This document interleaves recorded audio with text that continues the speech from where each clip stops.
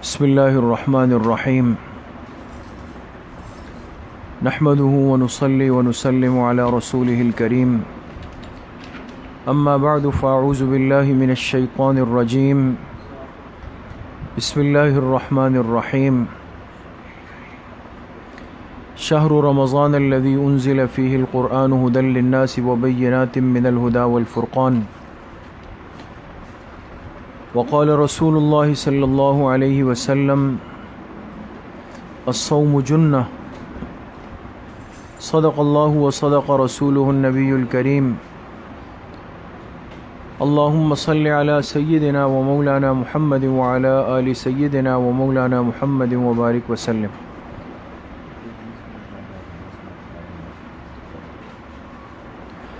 اللہ سبحانہ و تعالی کا بہت بڑا کرم اور احسان ہے کہ ہم سب آج یہاں پر دین کی بات سننے کی نسبت سے جمع ہیں۔ اللہ تعالیٰ آپ سب کے اس آنے کو، اس بیٹھنے کو، سننے اور سنانے کو اپنی بارگاہ عالیہ میں قبول فرمائیں اور ہم سب کے ظاہر اور باطن کی اصلاح کا ذریعہ بنائیں۔ چونکہ وقت کافی ہو چکا ہے اور رمضان المبارک سے پہلے کی ترتیب کے اعتبار سے یہ اس سال کی آج آخری مجلس ہے۔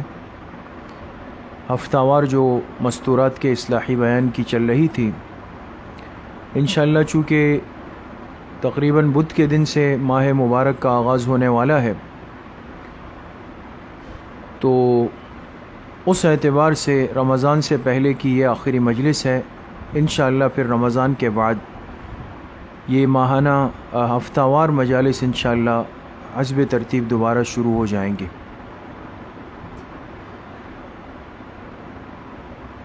اب جیسے آپ سب کے علم میں ہے کہ ہر مسلمان اس وقت ایک خوشی اور سرور کی کیفیت میں ہے اور ایک تیاری کے مرحلے میں ہے۔ خوشی اور سرور کس چیز کا ہے، تیاری کس چیز کی ہے؟ چونکہ ہم جناب رسول اللہ صلی اللہ علیہ وسلم کے امتی ہیں، ہمیں کس چیز پر خوش ہونا ہے، ہمیں کس چیز کا انتظار کرنا ہے، ہمیں کس چیز کے لیے اپنے آپ کو مستعد کرنا ہے، اوقات کو فارغ کرنا ہے، ان سب معاملات میں ہماری رہنمائی ہمارے اس مبارک دین نے، اللہ کی کتاب نے، پیغمبر رسول اللہ صلی اللہ علیہ وسلم کے ارشادات اور آپ کی مبارک زندگی سے ہوتی ہے۔ رمضان المبارک کا مہینہ ایک مسلمان کی زندگی میں بہت بڑی اہمیت رکھتا ہے، اور اہمیت اس لیے رکھتا ہے کہ اللہ پاک نے اس مبارک مہینے کو جن برکتوں سے، جن رحمتوں سے مالا مال فرمایا ہے، ہم اس دنیا میں اپنے اس چھوٹے سی عقل کے ساتھ اس کا تصور بھی نہیں کر سکتے کہ اللہ کی نعمتیں کتنی بارش کی طرح، بلکہ موسلادھار بارش کی طرح اس ماہ مبارک کے اندر اس امت پہ برستی ہے۔ لیکن یاد رکھیں، شرط یہ ہے، ہمیں اللہ کی رحمت کی بارش سے فائدہ اس صورت کے اندر ہوگا اور ہم رمضان المبارک کی رحمت و برکتوں کو حاصل کرنے والے، سمیٹنے والے اس صورت میں بن سکتے ہیں کہ جب ہم نے اپنے دلوں کے برتن کو سیدھا رکھا ہو، محفوظ کر کے رکھا ہو۔ ایک آدمی اگر برتن الٹا کر کے پکڑ لے، پیالہ الٹا کر کے پکڑ لے، لوٹا الٹا رکھ دے، تو یاد رکھیں کہ چاہے نل سے آنے والا پانی کتنا ہی تیز ہو، یہ برتن بھر نہیں سکتا، یہ پیالہ بھر نہیں سکتا۔ کیوں؟ اس لیے کہ اس کا منہ نیچے کی طرف چلا گیا، اور جہاں پانی نے محفوظ ہونا تھا وہ جگہ اس پانی سے دور ہو گئی۔ یہی حال ہمارا ہے۔ آج ہم رمضان المبارک کی رحمتوں، برکتوں، وسعتوں کو اسی صورت اپنے اندر جمع کر سکتے ہیں، حاصل کر سکتے ہیں کہ جب ہمارے دلوں کے برتن اس کے لیے سیدھے پڑے ہوئے، ہم نے اپنے دلوں کا رخ اللہ کی بارگاہ کی طرف کیا ہوا۔ اس لیے عرض یہ کرنا چاہتا ہوں کہ آنے والے مہینے کی ایک بھرپور تیاری کی ضرورت ہے۔ ہم آج بہت سارے روحانی اخلاقی امراض کا شکار ہیں، دلوں کی مختلف بیماریوں کے اندر مبتلا ہے، لیکن اس سے بڑا المیہ اور افسوس یہ ہے کہ ہم بیمار ہو کر بھی اپنے آپ کو بیمار نہیں کہتے، برائیوں میں مبتلا ہو کر بھی اپنے آپ کو برا نہیں سمجھتے، مریض ہو کر بھی اپنے آپ کو مریض نہیں سمجھتے، لہٰذا علاج کی فکر کیوں پیدا ہوگی؟ اس لیے حدیث پاک میں جناب رسول اللہ صلی اللہ علیہ وسلم نے فرمایا، من لم يدع قول الزور والعمل به فليس لله حاجة ان يدع طعامه وشرابه۔ فرمایا جو شخص روزہ رکھ کر جھوٹ بولنا نہ چھوڑے اور جھوٹ پر عمل کرنا ترک نہ کرے تو اللہ کو کوئی حاجت نہیں کہ یہ بندہ اپنے آپ کو بھوکا پیاسا رکھے۔ کتنی وضاحت کے ساتھ آپ علیہ الصلاۃ والسلام نے تنبیہ فرما دی کہ روزہ رکھنا ہے تو جس طرح اپنے منہ کو حلال رزق سے، حلال پانی سے روک دیا، اسی طریقے سے جسم کے ایک ایک عضو کو، ایک ایک حصے کو ہمیں گناہوں سے، حرام سے روکنا پڑے گا۔ روزہ رکھ کر بھی اگر مسلمان غیبت کرے، چاہے مرد ہو چاہے عورت ہو، روزہ رکھ کر بھی اگر مسلمان بدنظری کرے، روزہ رکھ کر بھی اگر مسلمان کے دل میں حسد، کینہ، بغض ہو، روزہ رکھ کر بھی انسان کسی کو طعنہ دے، روزہ رکھ کر بھی انسان گالم گلوچ کرے، اور روزہ رکھ کر بھی انسان اپنے غصے پر، غضب پر قابو نہ پا سکے، تو یقین کرے کہ مقصد صوم فوت ہو گیا۔ روزے کا جو مقصد حقیقی تھا، رمضان کا جو مقصد اصلی تھا، وہ ہمارے ہاتھ سے ضائع ہو گیا۔ اس لیے ہمارے بزرگ فرماتے ہیں کہ یہ مہینہ ہماری روحانی تربیت کا مہینہ ہے۔ اس میں اللہ پاک اس امت کی روحانی تربیت فرماتے ہیں۔ دوستو، صرف عبادت مقصود نہیں، اس لیے کہ اگر صرف عبادت مقصود ہوتی، صرف اللہ پاک کی بندگی مقصود ہوتی، صرف تسبیح، ذکر، وظائف، تلاوت مقصود ہوتی، تو اس کام کے لیے تو اللہ کے فرشتے پہلے سے موجود تھے نا، فرشتے پہلے سے موجود تھے۔ اس لیے جب اللہ پاک نے آدم علیہ الصلاۃ والسلام کو پیدا کرنے کا ارادہ فرمایا، قرآن کریم میں سورۃ البقرہ بالکل شروع میں چوتھا رکوع جہاں سے شروع ہو رہا ہے، آپ دیکھیں، وَإِذْ قَالَ رَبُّكَ لِلْمَلَائِكَةِ إِنِّي جَاعِلٌ فِي الْأَرْضِ خلیفہ، اللہ پاک نے فرشتوں سے کہا میں زمین میں ایک خلیفہ، ایک نائب پیدا کرنے والا ہوں۔ تو دیکھیں فرشتوں نے اللہ پاک کے سامنے کیا بات رکھی، قالوا اتجعل فیہا من یفسد فیہا ویسفک الدماء ونحن نسبح بحمدک ونقدس لک۔ فرمایا اے اللہ، آپ تو اس کائنات میں ایسی مخلوق کی بنیاد رکھنے والے ہیں جو زمین میں فساد پھیلائے گی، جو زمین میں خون ریزی کرے گی، آپس میں لڑے گی۔ اس لیے کہ فرشتوں نے لوح محفوظ پر لکھا ہوا دیکھا تھا۔ ایک روایت یہ ہے کہ ایک انسان پیدا ہوگا جو زمین میں فساد پھیلائے گا، تو انہوں نے اللہ کے سامنے وہی بات رکھی کہ اللہ، آپ ایسی مخلوق پیدا کرنے لگے ہیں جو زمین میں فتنہ، فساد، خون ریزی مچائے گی، اور ہم نسبح بحمدک ونقدس لک، اے اللہ ہم تو ہر وقت آپ کی تسبیح کے لیے حاضر ہیں، آپ کی بڑائی پڑھنے کے لیے حاضر ہیں، آپ کی تقدیس کے لیے حاضر ہیں، کیا ہم سے کوئی کمی کوتاہی ہو گئی؟ اللہ نے فرمایا انی اعلم ما لا تعلمون، فرمایا فرشتوں جو میں جانتا ہوں تم نہیں جانتے، جو میں جانتا ہوں وہ تم نہیں جانتے۔ تو اب سمجھنے کی بات یہ ہے کہ اس انسان کا کمال اور خصوصیت یہ ہے کہ اس میں ہر قسم کا مادہ جمع ہے، خیر کا مادہ بھی ہے، شر کا مادہ بھی ہے، نیکی کا مادہ بھی ہے، گناہ کا مادہ بھی ہے، دونوں چیزیں جمع ہو گئی۔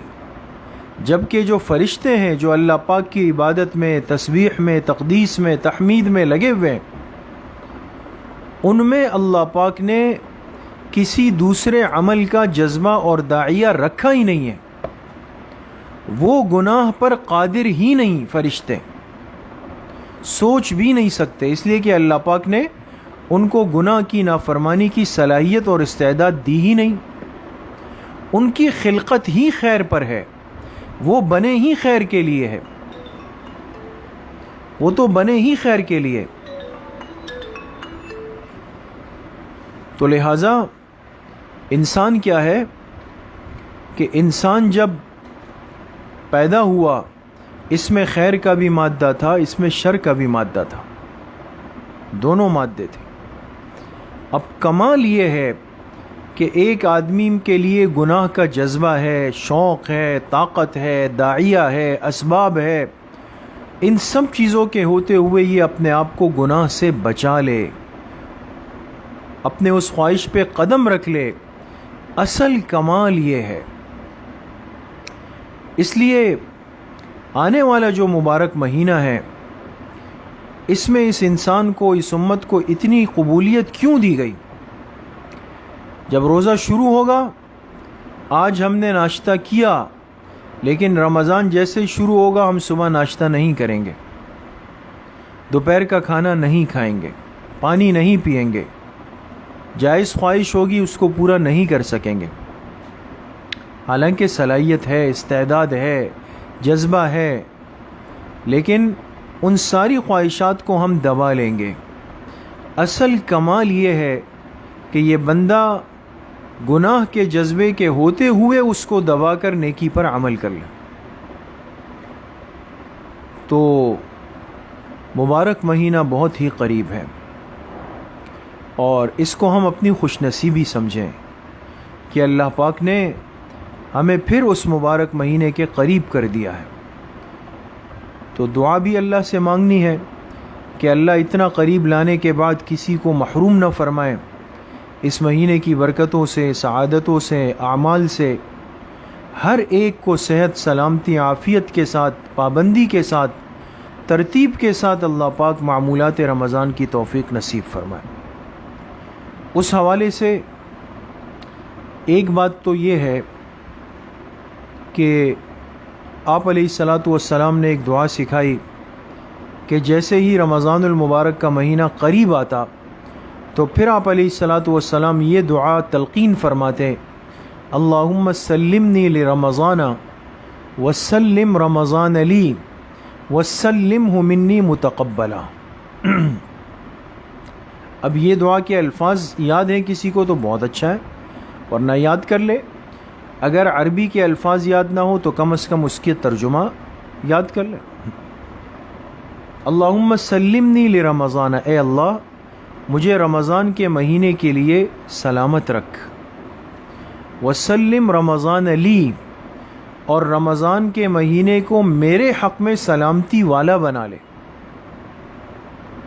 وسلمہ منی متقبلا، اور اس مہینے کو سلامتی کے ساتھ میرے حق میں قبول بھی فرما دے۔ اب دیکھیں اتنی عظیم اور بڑی دعا اللہ آپ علیہ السلام نے اپنی امت کو سکھائی، اس کی تلقین فرما دی۔ تو پہلی چیز وہ یہ کہ ہمارے اندر آج دعاؤں کا خوب اہتمام ہو۔ یہ یاد رکھیں کہ دین پر عمل کرنا بھی دعا کی برکت سے آسان ہو جاتا ہے۔ آج ہم کہتے ہیں بھائی نماز میں سستی ہے، تلاوت میں سستی ہے، تسبیحات میں سستی ہے، تہجد کے لیے اٹھنے میں سستی ہے، فجر کے لیے اٹھنے میں سستی ہے، اس میں سستی ہو رہی ہے، پہلے نہیں ہوتی تھی۔ تو بھائی اگر یہ سستی پیدا ہوئی ہے تو ہم میں سے کس نے اللہ کے سامنے مصلی بچھا کے 2 رکعت صلاۃ الحاجت پڑھ کے اللہ کے سامنے ہاتھ اٹھائے ہیں کہ اللہ میری سستی کو ختم فرما دے، اس سستی کو چستی میں تبدیل فرما دے؟ آج دعا کی طاقت ہمارے دل دماغ سے نکل گئی۔ مسلمان کو آج اللہ سے مانگنے کی طاقت کا اندازہ نہیں ہے۔ یقین کریں دعا وہ ہتھیار ہے، وہ طاقت ہے، اللہ سے لینے کا وہ آسان ذریعہ ہے کہ اگر ہمیں ایک دفعہ اس کی لذت اور حلاوت مل گئی، اس کی حقیقت ہمیں نصیب ہو گئی، تو پھر یقین کریں چھوٹی بڑی جس قسم کی بھی ضرورت ہو، تکلیف ہو، یہ مسلمان فوراً اللہ کے سامنے ہے۔ آج مصیبت یہ ہے کہ ہم پہلے مخلوق کے پاس بھاگتے ہیں، جب وہاں سے مایوس ہو جاتے ہیں پھر کہتے ہیں اللہ میرے اس مسئلے کو، جہاں سب سے پہلے آنا تھا وہاں سب سے آخر میں آئے۔ تو مقصد یہ ہے کہ بھئی سب سے پہلے تو تمام مستورات جو تشریف فرما ہے، کل میں نے جمعے کے بیان میں بھی اس پہ تفصیل سے بات کی کہ بھئی ہم مسنون دعاؤں کا اہتمام کریں، اور اس وقت کی مسنون دعا جو رمضان سے پہلے کی وہ یہ ہے، ہر مسلمان اس کو پڑھنے کا معمول بنائے، اللہ سے مانگے اے اللہ مجھے رمضان کے لیے سلامت رکھ، رمضان کو میرے حق میں سلامتی والا بنا، اور اس مہینے کو سلامتی کے ساتھ میری طرف سے قبول بھی فرما۔ دعا کا اہتمام۔ دوسری چیز یہ ہے کہ اس ماہ مبارک کے ایک ایک لمحے کی حفاظت کرنی۔ ہم نے بہت آرام بھی کیا، تفریح بھی کی، دعوتیں بھی کھائی، گپ شپ بھی کی، باتیں بھی ہوئی، گھومے پھرے، سب چیزیں 11 مہینے ہوئی ہے۔ اگر نہیں ہوئی تو رمضان کے بعد پھر ہو جائیں گے، لیکن یاد رکھیں کہ یہ مہینہ 1 سال بعد آئے گا، 1 سال کے بعد آئے گا، اور 1 سال بعد کون ہوگا کون نہیں ہوگا، کس کو نصیب ہوگا کس کو نہیں ہوگا، یہ صرف اللہ پاک جانتے ہیں۔ اس لیے پہلے رمضان سے لے کر 30 رمضان تک ایک ایک لمحے کو محفوظ بنائیں۔ یہ زبان کا جو غلط استعمال ہے نا، حضرت شیخ الحدیث مولانا زکریا صاحب رحمۃ اللہ علیہ نے لکھا، سب سے زیادہ رمضان اور رمضان کے معمولات کو نقصان پہنچانے والی چیز وہ اس مسلمان کی زبان ہوتی۔ اگر یہ قابو میں آ جائے تو حضرت شیخ نے لکھا اگر یہ سو کر رمضان کا مہینہ گزارے فرائض اور واجبات کو ادا کرتے ہوئے تب بھی یہ کامیاب ہو، لیکن زبان غلط چل گئی یہ سارے اعمال کو ہبط کر دے گا، ضائع کر دے گا۔ تو اس زبان پہ کنٹرول کرنا ہے، اپنی تلاوت کا، تسبیحات کا، دعاؤں کا، تہجد کا، تراویح کا، ساری چیزوں کا اہتمام کرنا ہے، ٹھیک ہے۔ اور سحری افطاری کی تیاری، کہ مستورات کو تو اللہ نے یہ ایک نعمت اور مقام دیا ہے، ان کو کتنا اجر ملتا ہے جب ایک عورت صبح اٹھ کر اپنے گھر والوں کے لیے سحری کا انتظام کرے، ہم سوچ نہیں سکتے، اور جو افطاری کا انتظام کرے۔ اور پھر میں ایک درخواست یہ بھی کرنے لگا ہوں مستورات سے، اللہ نے جن کو وسعت دی ہے، طاقت دی ہے، مال کے اعتبار سے آسانی دی ہے، کوشش کریں کہ اپنے مال میں سے کسی کے لیے افطاری کا، سحری کا انتظام کریں، کسی پر خرچ کریں اس مہینے میں۔ زکوٰۃ تو فرض ہے، وہ تو دینی ہے، لیکن حدیث پاک میں کسی کو افطاری کرانے کی بہت بڑی فضیلت آئی۔ فرمایا جس نے کسی کو 1 گھونٹ پانی پلایا، یا 1 گھونٹ دودھ کا پلایا، یا 1 کھجور کھلائی، فرمایا قیامت کے دن اللہ اس کے عوض اس کو وہ پانی پلائیں گے کہ جس کے بعد اس کو کبھی پیاس نہیں لگے گی۔ اور جس نے پیٹ بھر کے کسی روزہ دار کو افطار کرایا، فرمایا اسی روزہ دار کے بقدر اس کو اجر بھی ملے گا، اور اللہ پاک اس کو جنت میں داخل بھی فرمائیں گے۔ تو خرچ کرنے کا جذبہ بھی اس مہینے میں ہمارے اندر خوب زیادہ سے زیادہ پیدا ہو جائے۔ انفاق کا خرچ کریں، اور چھپا کے کریں، کسی کو بتائیں بھی نہیں کہ آپ نے کیا خرچ کیا ہے یہ۔ اور اسی طریقے سے گھروں کے ماحول کو پاک صاف رکھیں۔ یہ ٹی وی، اور یہ ڈرامے اور یہ گانے اور یہ باجے اور یہ چیزیں یہ بند کر دیں، یکسر بند کر دیں اس کو. اپنے بچوں پر بھی تربیت کریں، محنت کریں کہ بھئی ہم ان چیزوں سے دور ہو جائیں. آپ گھر جائیں، آج گھر کے محارم مردوں کو ان کو بھی تیار کریں. ہر گھر سے ایک مرد ایسا ہو جو مسجد میں اعتکاف میں بیٹھنے والا ہو. مستورات کوشش کریں جن کو اللہ نے سہولت دی ہے، آخری عشرے کا اعتکاف کریں، اپنے کمرے میں بیٹھ کر سنت اعتکاف کریں. تو انشاءاللہ جب اس ترتیب کے ساتھ ہم اس ماہ مبارک کو گزارنے والے بنیں گے اور محنت کرنے والے بنیں گے تو انشاءاللہ العظیم اللہ پاک اس مبارک مہینے کو بہت قیمتی بنائیں گے اور ہم اللہ پاک سے لینے والے بنیں گے. ہماری مغفرت کے فیصلے ہوں گے. اللہ کریم مجھے بھی آپ سب کو صحیح عمل کی توفیق نصیب فرمائیں. اور چونکہ جیسے عرض کیا کہ یہ رمضان سے پہلے کی آخری مجلس ہے، باقی سلسلہ انشاءاللہ رمضان کے بعد ہوگا. باقی رمضان کے ہمارے مسجد کے اپنے معمولات ہوتے ہیں، اور جیسے ہمارا مسجد کا پیج ہے مسجد شہزادہ کے نام سے، تو اس پر فجر کے بعد الحمدللہ روزانہ کچھ مسائل اور عصر کے بعد تھوڑی سی حدیث کا درس، اور روزانہ رات کو تراویح کے بعد تراویح کا خلاصہ آتا ہے. تو گھر میں بیٹھ کے کوشش کریں وہ بھی سنیں، آپ کو مسائل کا، حدیث کا، قرآن کا علم بھی ہوتا رہے گا، وقت بھی قیمتی بنے گا. اور آخری عشرے میں جو اعتکاف کا عشرہ ہوتا ہے تو پھر روزانہ رات 12 بجے کے بعد بیان اور ذکر، مراقبہ، دعا کی ترتیب ہوتی ہے. تو مقصد یہ کہ مستورات ان سلسلوں سے بھی جڑی رہیں، وہ سلسلے بھی رکھیں انشاءاللہ العظیم. انشاءاللہ اس محنت کے ساتھ ہم اس مہینے کو گزاریں گے تو اللہ پاک ہمیں اس کا اجر نصیب فرمائیں گے. اللہ پاک تمام مستورات کے آنے کو قبول فرمائے. جتنی طالبات تفسیر قرآن میں شریک ہے، جتنی مستورات شریک ہے، اللہ پاک سب کو قبول فرمائے، سب کو اپنے اس مبارک کلام کی برکات نصیب فرمائے. وآخر دعوانا ان الحمد للہ رب العالمین. الحمد للہ رب العالمین والصلاة والسلام علی سید الانبیاء والمرسلین سیدنا و مولانا محمد وآلہ واصحابہ اجمعین. یا اللہ یا ارحم الراحمین، ہمارے صغیرہ کبیرہ ظاہراً باطناً ہر طرح کے گناہوں کو معاف فرما دے. یا اللہ پوری امت کے گناہوں کو معاف فرما دے، اپنی رضا والی زندگی نصیب فرما دے. یا اللہ نفس اور شیطان کے وساوس سے ہماری حفاظت فرما دے. یا اللہ اپنی معصیت سے، اپنی نافرمانی سے، اپنی ناراضگی سے ہماری حفاظت فرما دے. یا اللہ ماہ مبارک کی بھرپور تیاری کی توفیق نصیب فرما دے. جتنی مستورات نے دعاؤں کے لیے کہا ہے، جو ضروریات ہے اللہ غیب کے خزانوں سے پورا فرما دے.